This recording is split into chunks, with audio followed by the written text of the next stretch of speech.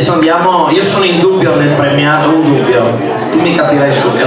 Io non so se premiarlo per l'appartenenza al club o per la simpatia di quando si va a frequentare e a vivere un raduno estero nell'est Europa. Parlo di Croazia, Bosnia, Slovenia, perché quando si va a dei raduni in zona non puoi non incontrare Mladen degli Alfisti HR, veramente gentilissimo, disponibilissimo, ci aiuta sempre, ci dai sempre una mano, sei fantastico, veramente.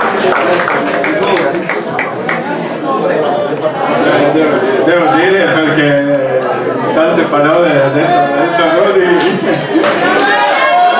siete forti, per questo sono qua, ma anche per tutti gli altri, perché questo spirito Alfa Romeo ci tiene tutti, sia in Austria, Repubblica Ceca e così. E siamo molto contenti che venite anche a Fiume, in Croazia, anche altri posti, no? Vi saluta il nostro presidente e ci vediamo prossimi anni e da tutte le parti sicuro. Tanti anni. Sì, questo anno abbiamo compiuto 10 anni del club.